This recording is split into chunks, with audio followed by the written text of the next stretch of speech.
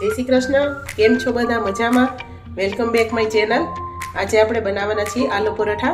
નાના મોટા સૌના ફેવરિટ એવા આલુ પરોઠા. આપણે જ્યારે સવારે બાળકોને લંચ બોક્સમાં આપવાનું હોય ત્યારે ખૂબ વિચાર આવતો હોય છે કે શું આજે બાળકોને નવીન બનાવીને આપવું. કોઈ ઘરે મહેમાન આવી જાય છે તો પણ જો આલુ પરોઠા સવારે નાસ્તામાં બનાવીને આપો તો બધાને ખૂબ જ ભાવે છે. તો ચાલો આપણે આલુ પરોઠા બનાવવાના શરૂ કરી દઈએ. હવે સૌ પ્રથમ આલુ પરોઠા બનાવવા માટે આપણે બાફેલ બટાટાની જરૂર પડશે. મેં અગાઉ બટેટા બાફીને રાખી દીધા છે અને છૂંદો પણ કરી રાખ્યો છે. મેં મોટી સાઈઝના 4 થી 5 નંગ બટેટા લીધા છે, જેને બાફીને રાખી દીધા છે. અને બે સાઈઝ મોટી ડુંગળી લીધી છે અને એને પણ મેં ઝીણી સમારીને રાખી દીધી છે. હવે મેં કડાઈમાં તેલ ગરમ થવા મૂકી દીધું છે. હવે આપણે એમાં પહેલા રાઈથી વઘાર કરશું.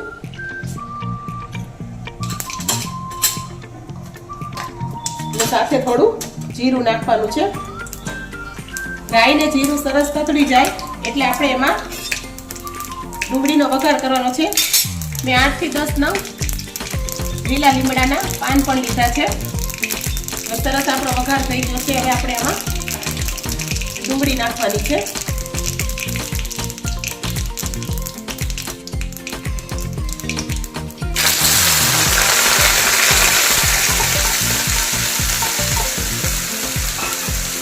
તમારે જો સવારે બાળકોને સ્કૂલે આપવા માટે જો આલુ પરોઠા બનાવવા હોય તો તમે આ મસાલો આગલે દિવસે રાત્રે બનાવીને પણ રાખી શકો છો. અને જો રાત્રે બનાવ્યા હોય તો તમારે થોડા આલુ પરોઠા વધારે બનાવીને પણ રાખી શકો છો, જેથી કરીને સવારે આપણો સમય પણ બચી જાય. હવે એમાં આપણે થોડી હિંગ નાખવાની છે અને સ્વાદ પ્રમાણે મીઠું નાખવાનું છે. હવે આપણે આ ગેસની ફ્લેમને ધીમી જ રાખી છે. હવે ડુંગળીને આપણે ચડવા દેવાની છે. તો થોડી વાર માટે એને કવર કરીને રાખી દઈએ. જ્યાં સુધી આ ડુંગળી ચડે છે ત્યાં સુધી આપણે લોટ બાંધીને રેડી કરી દઈએ. હવે આપણે આમાં આલુ પરોઠા બનાવવા માટે ઘઉંના લોટનો ઉપયોગ કર્યો છે. મેં મેંદાના લોટનો ઉપયોગ કર્યો નથી. બહાર જ્યારે આપણે આલુ પરોઠા ખાઈએ છીએ ત્યારે એમાં મેંદાના લોટનો ઉપયોગ કરવામાં આવે છે. હવે આપણે આમાં સ્વાદ પ્રમાણે મીઠું નાખવાનું છે અને થોડું તેલ નાખવાનું છે. તેલ બહુ વધારે પડતું નાખવાનું નથી.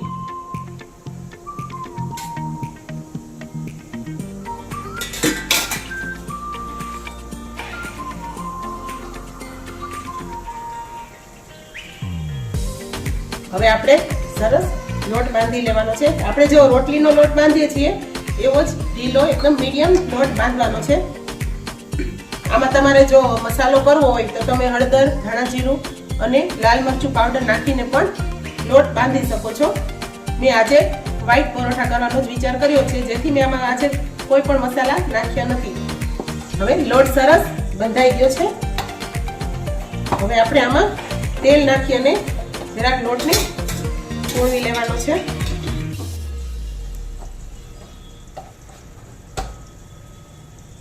આપણે સરસ રીતના તેલ આવી રીતના લોટમાં સરસ મિક્સ કરી દેવાનું છે.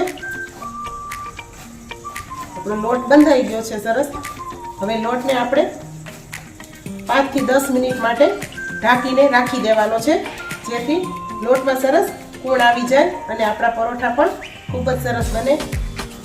તમને આમાં ફાવે તો તમે ઘઉંનો લોટ અને મેંદાનો લોટ બંને મિક્સ કરીને પણ લોટ બાંધી શકો છો, પણ હું માત્ર ઘઉંનો લોટનો જ ઉપયોગ કરું છું.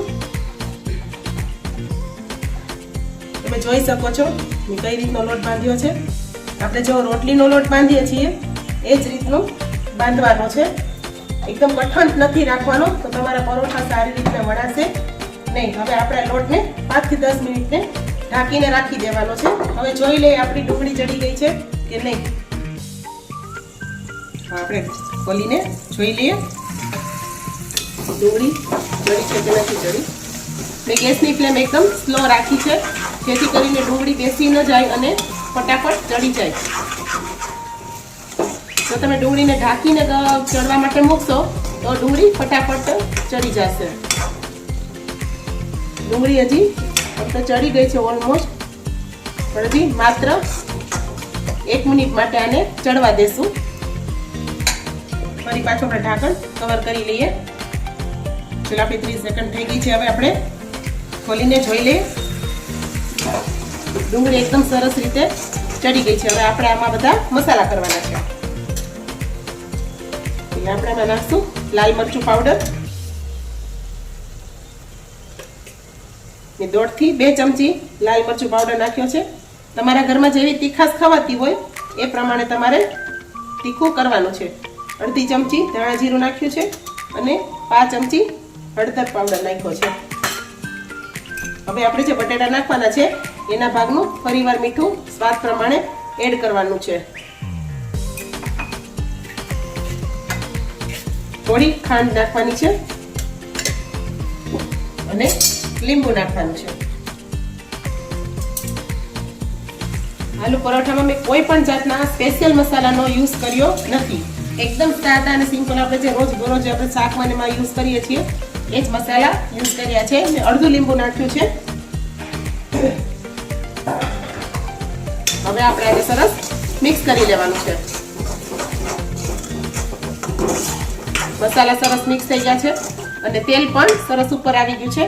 હવે આપણે જે બાફેલ બટેટાનો માવો છે એ નાખવાનો છે આમાં.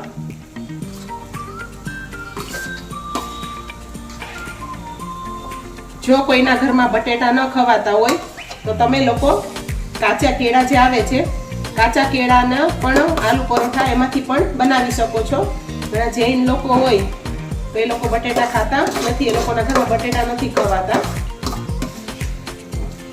તમે કાચા કેળા બટેટાની જગ્યાએ માત્ર કાચા કેળાનો ઉપયોગ કરી અને આલુ પરોઠા બનાવી શકો છો. તેનાથી પણ ખૂબ જ સરસ સ્વાદ આવે છે. હવે આપણે સરસ મિક્સ કરી લેવાનું છે. સાથે કોથમીર પણ એડ કરી દઈએ જેથી કરીને બધું સરસ રીતે મિક્સ થઈ જાય. લગભગ કોથમીર બધામાં હું યુઝ કરું છું જેથી કરીને બાળકોને ખ્યાલ પણ ના આવે અને એ કોથમીર પણ ખાઈ લે. છે ને એકદમ ઈઝી આલુ પરોઠા. તમે રાત્રે પણ બનાવીને રાખી શકો છો. જો માવો પણ બનાવીને રાખી શકો અને આલુ પરોઠા પણ રાત્રે બનાવીને રાખી શકો છો. જો આ માવો બનાવીને રાખો તો ફટાફટ તમારે ગરમ ગરમ એને બનાવીને તમે આપી શકો. બધા બાળકોના ફેવરિટ હોય છે અને જો લંચ બોક્સમાં આપો તો એ લોકોને પણ કંઈક અલગ લાગે, નવું લાગે તો એ લોકો ખાઈ લે છે. આપણે આને સરસ મિક્સ કરી લેવાનું છે. હવે ચાલો સરસ એકદમ સરસ થઈ ગયો છે મસાલો, મસ્ત મિક્સ થઈ ગયો છે. હવે આપણે ગેસની ફ્લેમ બંધ કરી દેવાની છે અને મસાલો ચાખી લેવાનો છે. એ કઈ જો ઘટતું કારતું નાખવું કોઈ નાખવું હોય તો નાખી શકીએ. એકદમ મસ્ત ટેસ્ટ બન્યો છે. તમને ખટાશ ગળાશ જો વધારે નાખવા હોય તો તમે તમારી રીતના એડ કરી શકો છો. મેં ગરમ મસાલાનો પણ બિલકુલ ઉપયોગ નથી કર્યો. આપણે બાળકોને આપવા હોય તો બને ત્યાં સુધી જો ગરમ મસાલાનો ઉપયોગ ન કરીએ તો વધારે સારું. ચાલો આપણે આ મસાલો ઠરી જાય પછી આપણે પરોઠા વણી લઈએ. ચાલો આપણો બટેટાનો માવો પણ ઠરી ગયો છે અને લોટમાં સરસ કોણ પણ આવી ગઈ છે. હવે હું તમને આલુ પરોઠા 3 અલગ અલગ રીતના વણીને ટ્રાય કરીને બતાવીશ. તમને જે રીત ઈઝી લાગે એ રીતે તમે વણીને આલુ પરોઠા ટ્રાય કરી શકો છો. પહેલા તો જે સિમ્પલ રીતના આપણે બનાવીએ છીએ એ જ રીતના હું તમને વણીને બતાવું છું.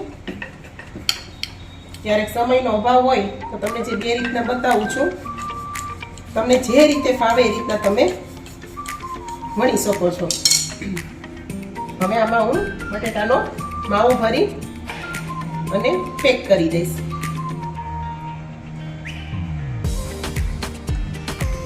મેં જો કેટલો બટેટાનો માવો લીધો છે, લગભગ 1 મોટી ચમચી જેટલો માવો લીધો છે.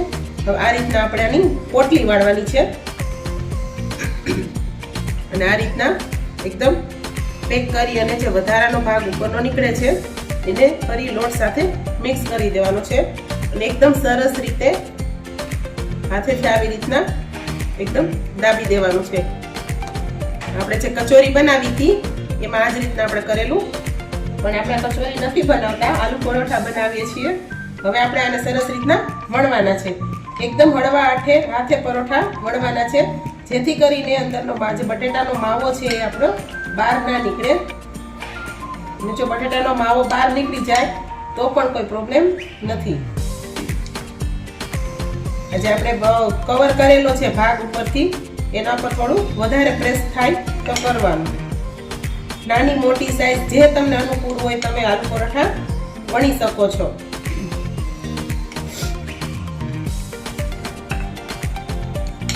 આલુ પરોઠું આપણું સરસ વણાઈ ગયું છે, તમે જોઈ શકો છો માવો બહાર નીકળો નથી.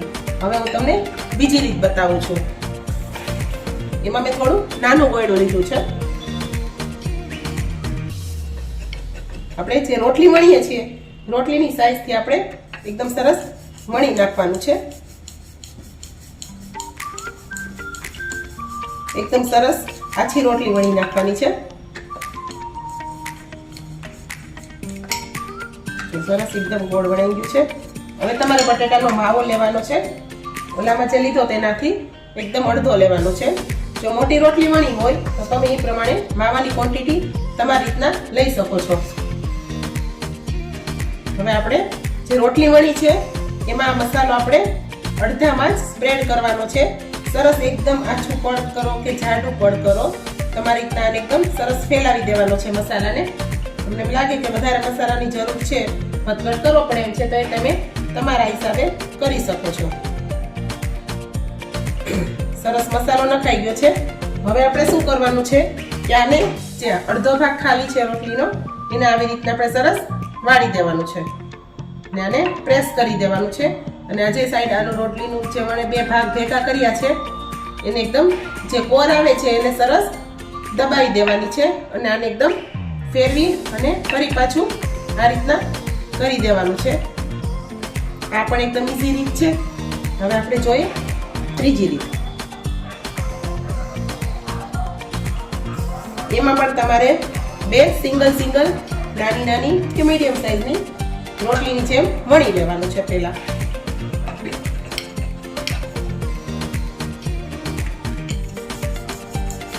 આ રીતે સરસ આછી ભાવે તાછી, અને તમારે જો જાડું જાડી રોટલી ખાતા હોય પરોઠો કે એવું કાંઈ તો તમે તમારી રીતના વણી શકો છો. આ એક વણાઈ ગઈ. હવે આનો સાઈડ ઉપર રાખી દઉં છું. હવે એ જ સાઈઝનું કોયણું લેવાનું છે અને એવડી જ રોટલી વણવાની છે આપણે.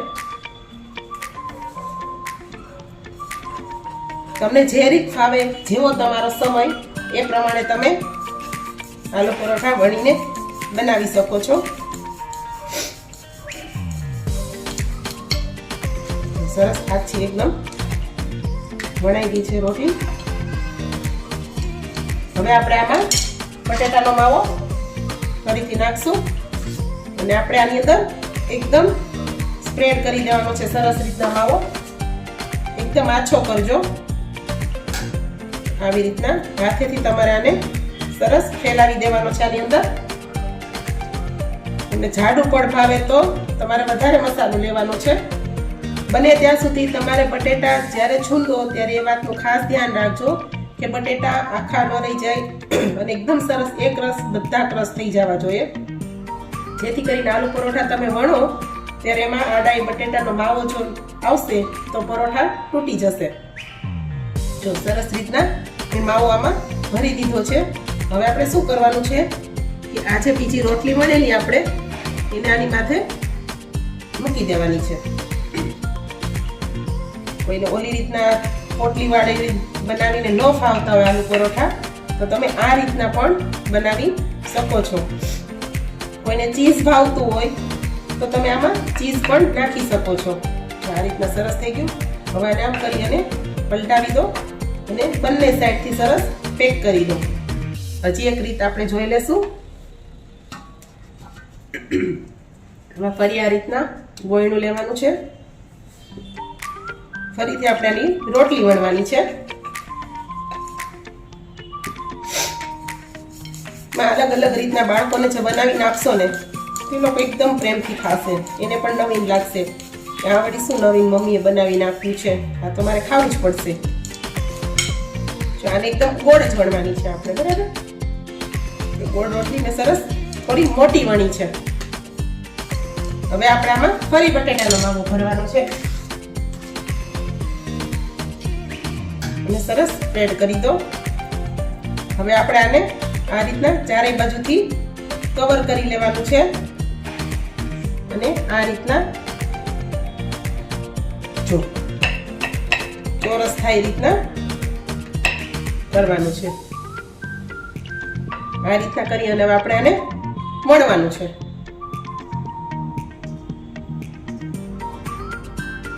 આને આપણે સ્ક્વેર જ વણવાનું છે અને ગોળ થવા દેવાનું નથી. છે ને સરસ એકદમ. આ રીતના બનાવી દેશો તો બાળકોને પણ નવીન લાગશે. સરસ આ સ્ક્વેર થઈ ગયું. તો તમે જોઈ શકો છો મેં તમને અલગ અલગ 4 રીતે પરોઠા વણીને બતાવ્યા છે.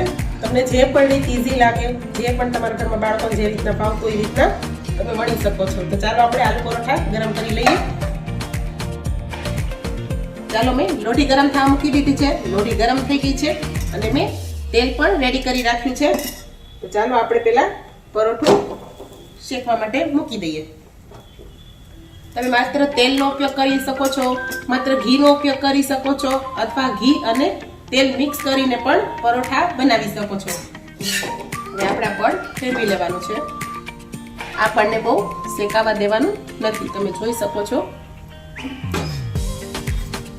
હવે આપણે આ બાજુ તેલથી ગ્રીસ કરી લેશું. ગેસની ફ્લેમ આપણે ફાસ્ટ જ રાખવાની છે. બધી બાજુ આપણે પલટાવી દેશું. જો આ રીતના પણ ચડવા દેવાનું છે. બળી ન જાય એનું ખાસ ધ્યાન રાખવાનું છે. આ સાઈડ પણ આપણે તેલથી ગ્રીસ કરી લેવાનું છે. આલુ પરોઠામાં આપણે તેલ અથવા ઘી તમે જે પણ યુઝ કરો એનું પ્રમાણ થોડું વધારે રાખવાનું છે. આ રીતના ચડવા દેવાના છે. હરિયાની સાઈડ આપણે પલટાવી દેશું. જો બળી છે એવું લાગતું હોય તમને પરોઠા તો આપણે ગેસની ફ્લેમ મીડિયમ કરી નાખવાની છે.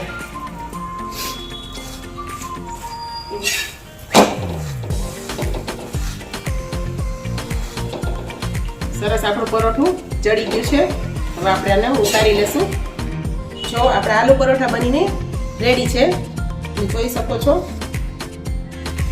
આમાંથી તમને કઈ રીત ઈઝી લાગી છે અને તમે કઈ રીતે ઘરે બનાવો છો એ પણ મને કમેન્ટમાં જરૂરથી જણાવજો. અને તમારા બાળકોને એમાંથી કઈ સ્ટાઇલ વધારે ભાવી એ પણ મને ખાસ કહેજો. તો ચાલો આપણે સર્વ કરી લઈએ આલુ પરોઠા. ચલો આપણે આલુ પરોઠા બનીને સરસ રેડી થઈ ગયા છે અને પ્લેટમાં સર્વ પણ થઈ ગયા છે. તમે આલુ પરોઠા સોસ સાથે, દહીં સાથે, લીલી ચટણી અથવા છુંદા સાથે ગમે તેની સાથે ખાઈ શકો છો. એની સાથે ખૂબ જ મજા આવે છે ખાવાની. ચાલો તો આપણે ફરી મળીશું નવી રેસીપી સાથે. તમે પણ મને જરૂરથી જણાવજો કે તમે કઈ રીતે પરોઠા વણ્યા છે અને તમને કેવા લાગ્યા છે આ રીતે બનાવેલા. મારી ચેનલને લાઈક કરજો, શેર કરજો અને સબસ્ક્રાઇબ જરૂરથી કરજો. આવજો. જય શ્રી કૃષ્ણ.